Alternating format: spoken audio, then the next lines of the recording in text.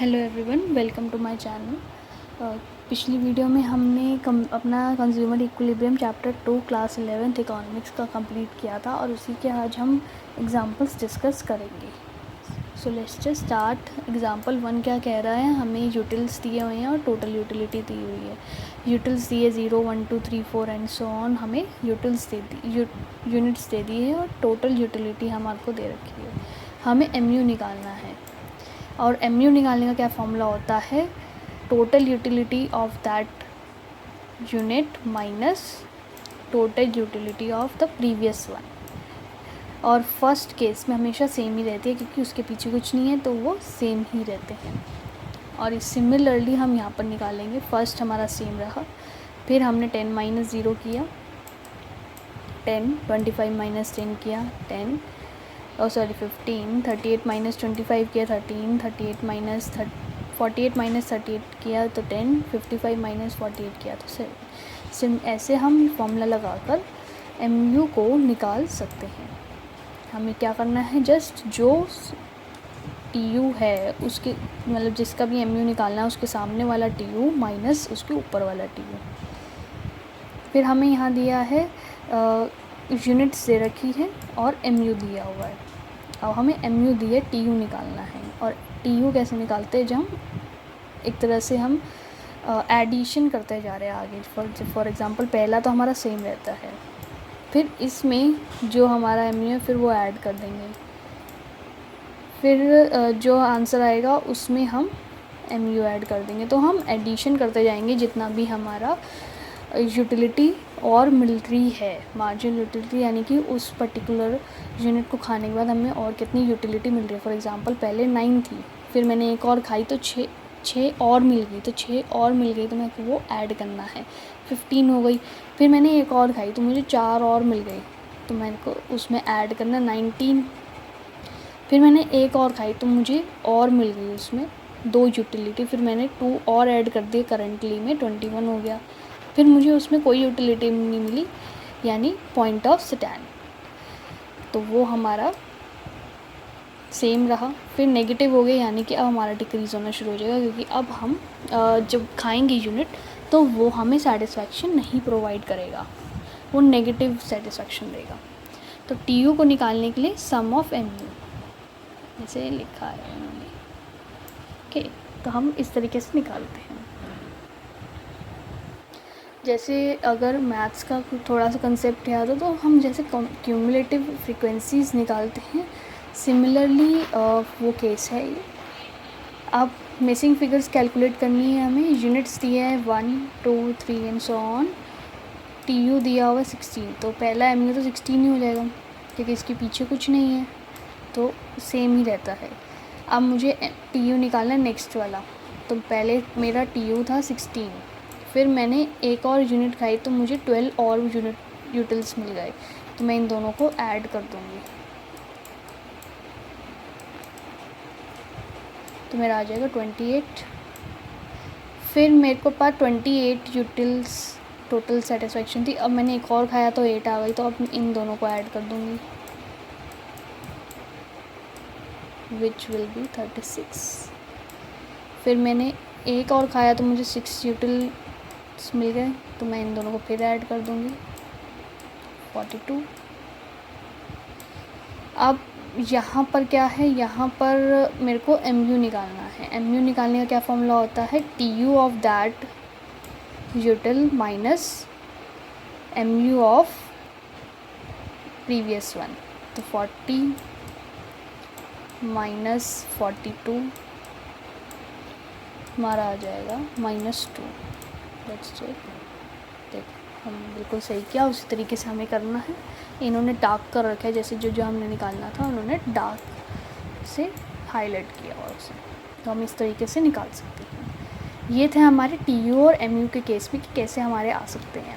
अब हमारा आता है सिंगल कमोडिटी का, जो हमने पढ़ा। इसके बाद उसके कुछ एग्जांपल, जैसे हमें कमोडिटी दिए हो, यूनिट्स दिए हैं और हमने एक कमोडिटी है X।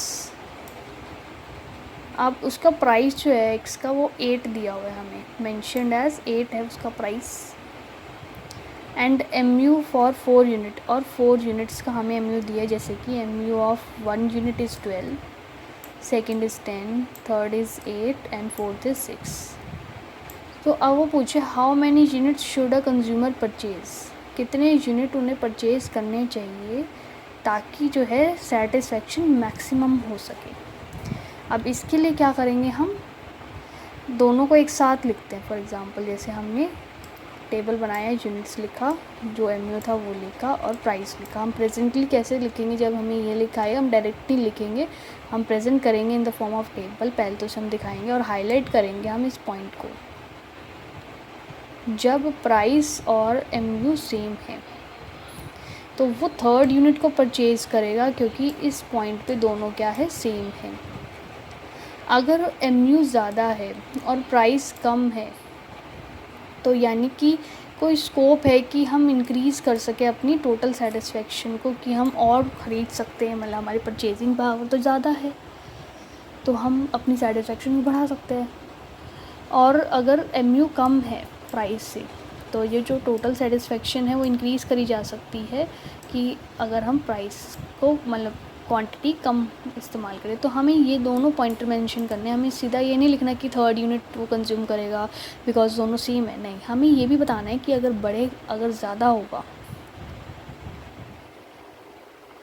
क्योंकि वो लेस देन 3 यूनिट्स क्यों नहीं कंज्यूम करेगा, क्योंकि एमयू ज़्यादा है उसमें, और इसमें ये स्कोप है कि हम जो है और परचेज़ कर सकें।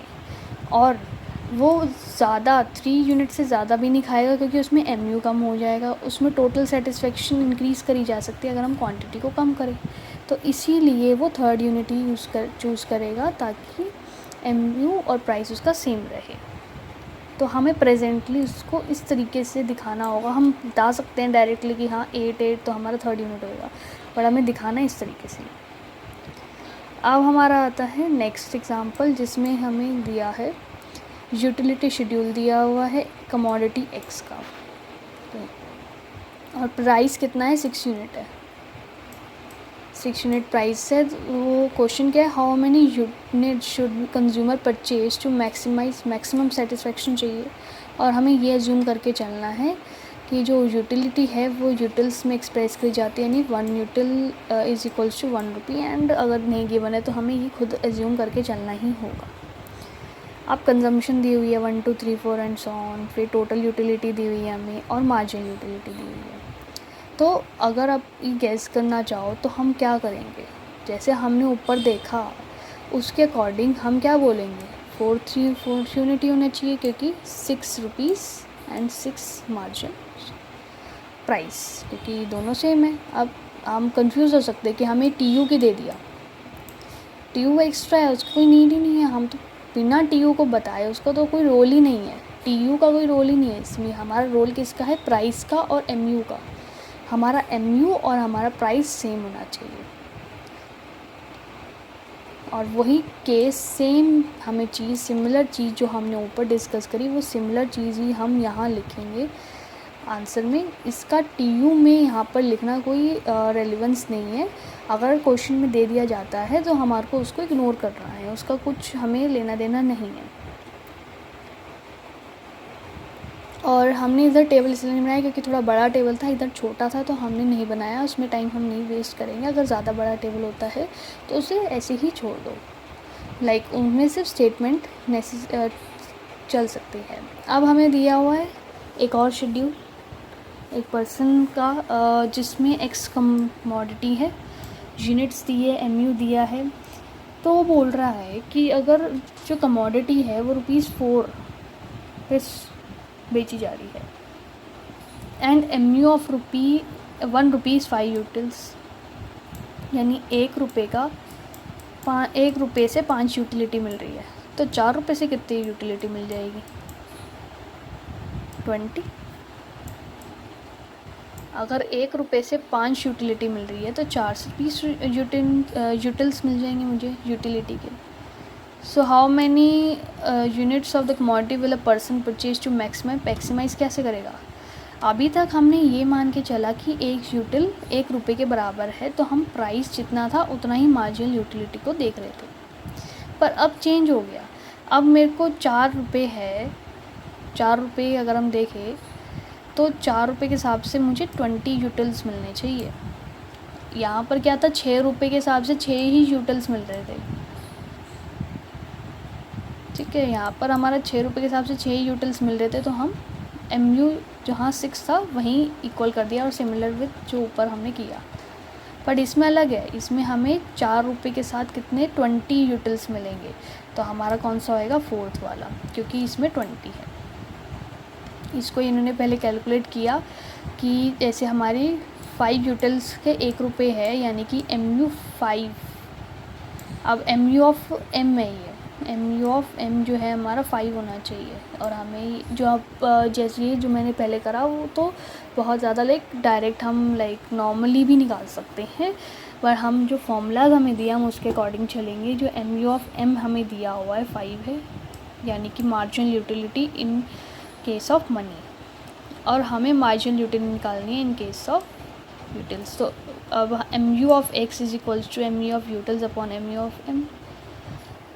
वैसे ही जो हम निकालेंगे तो हमारा MU ऑफ M 5 आ जाएगा। ये जो हम वही सेम ही उन्होंने बस लिख दिया उस चीज़ को कि हमारा 5 यूटिल्स ₹1 का है, तो MU ऑफ M जो है 5 हो जाएगा। तो इन्होंने डायरेक्ट बताया कि हम जब डिवाइड करेंगे 50 है मार्जिनल यूटिलिटी हमारी यूटिल्स, और M है हमारा 5, तो डिवाइड करते जाएंगे। इन्होंने डिवाइड करा है, मैंने आपको मल्टीप्लाई करके दिखा दिया ना कि ₹1 से 5 यूटिलिटी मिल रही है, तो ₹4 से 20 मिल जाएगी हमें। इन्होंने क्या किया है, फॉर्मूला लगाते हुए डिवाइड किया है, क्योंकि फॉर्मूला क्या कहता है, जितनी MU यूटिल्स में है उसको हम MU ऑफ M से डिवाइड करेंगे तो MU ऑफ X मिल जाएगा। क्योंकि यहाँ MU ऑफ X दिया हुआ है हमें, यहाँ MU ऑफ MU दिया है सिर्फ हमें यूटिल्स, तो हम डिवाइड करते जाएंगे। जहाँ हमारा 4 आ जाएगा वो क्या है, हमारा पॉइंट ऑफ मैक्सिमम सेटिस्फेक्शन। तो हम इस तरीके से निकालेंगे। जब हम प्रेजेंट करेंगे तो हम इस तरीके से कर सकते हैं। MCQ फॉर्म में आप कैसे भी कर लो, आपको डिवाइड करना है, आपको मल्टीप्लाई करना है, इट्स योर चॉइस। फिर आता है हमारा suppose that an ice cream is sold for 30, एक आइसक्रीम ₹30 की बेच रहे हैं।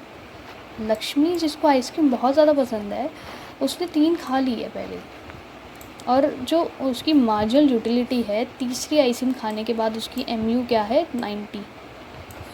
और अगर वो बोल रहे हैं अगर MU ₹1 का MU जो है वो 3 है, तो शुड शी ईट, तो पहली बात तो हमें निकालना पड़ेगा कि एक आइसक्रीम ₹30 की है, तो हमें जब तक MU 30 नहीं आ जाता ये डिवाइड करके, तब तक हमें खाना चाहिए।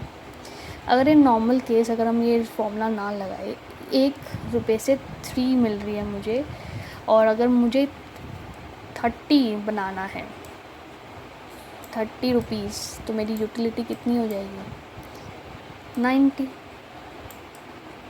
और वो यही सिचुएशन आ जाएगी 90 वाली। तो अब उसे स्टॉप करना चाहिए। और इन्होंने कैसे फॉर्मूले के साथ करना है वो देखते हैं। प्राइस दिया है, MU दिया है, और वैल्यूज़ वगैरह हमने पहले जो गिवन होता है हमेशा वो लिखना होता है in case of statement questions. तो हमें जो गिवन है हमने लिख दिया। अब जो MU ऑफ M होता है, जो हमने ऊपर किया, MU ऑफ M जो होता है वो किसके इक्वल होता है, जितनी यूटिल्स है अपॉन में जितना MU ऑफ M निकाला हमने in terms, MU in terms of money calculate कर रही है क्योंकि हम ये पूरा, तो एक सिंगल मनी की कितनी वैल्यू है, मतलब एक सिंगल ₹1 की कितनी वैल्यू है वो हम डिनोमिनेटर में लेते हैं। तो हमारे पास आ जाता है कि कितनी उसकी मनी वैल्यू होगी। तो 90 डिवाइड बाई 3 करेंगे तो 30 आ जाएगा, तो यानी ₹30। तो किसके, वो तो इक्वल हो गया प्राइस के। अभी हमें यूटिल्स में दिया हुआ है, ये क्या है, हमें यूटिल्स में दिया हुआ है, हम इसको मनी में कन्वर्ट कर रहे हैं। तो यूटिल्स को मनी में कन्वर्ट करने के लिए हमारे पास जितनी यूटिल्स है डिवाइड बाय ₹1 की कितनी मनी वैल्यू है वो डिवाइड करेंगे, तो हमारा MU ऑफ M आ जाएगा उस पर्टिकुलर कमोडिटी का। तो इधर 30 आ गया। अब ये दोनों इक्वल है, तो ये कंज्यूमर इक्विलिब्रियम वाला पॉइंट है, यानी कि वो थर्ड आइसक्रीम से सेटिस्फाइड है, उसे और कंज्यूम नहीं करनी चाहिए। ठीक है, आज की वीडियो में हम इधर तक ही डिस्कस करेंगे। हमने आज डिस्कस किया TOMU के कुछ एग्जांपल्स और हमने डिस्कस करे consumer equilibrium terms of single commodity के एग्जांपल्स। नेक्स्ट क्लास में हम फर्दर डिस्कस करेंगे एग्जांपल्स को ही, और हम इस चैप्टर को नेक्स्ट क्लास में फिनिश कर देंगे। अगर आपको कोई भी डाउट्स आ रहे हैं तो आप कमेंट सेक्शन में पूछ सकते हैं, और चैनल के डिस्क्रिप्शन में 2 लिंक है क्लासरूम के, उन्हें ज्वाइन कर सकते हैं नोट्स के लिए। और अगर आपको कोई नोट्स नहीं मिलता है या फिर आपको कोई इन्फॉर्मेशन चाहिए किसी चीज़ से, टॉपिक से रिलेटेड, तो आप उसमें पोस्ट कर सकते हैं अपना मैसेज, ताकि आप उस नोट्स को, ताकि मेरे को पता चले आपको वो चाहिए और मैं उसे डाल सकूँ। फिर अगर वीडियो अच्छी लगी हो तो सब्सक्राइब करें, लाइक करें और कमेंट ज़रूर करें अपने डाउट्स को, और अपने दोस्तों के साथ शेयर करें जो जिनका ये टॉपिक छूट चुका है और वो करना चाहते हैं इस चीज़ को, तो उनसे शेयर भी करें। Thank you everyone.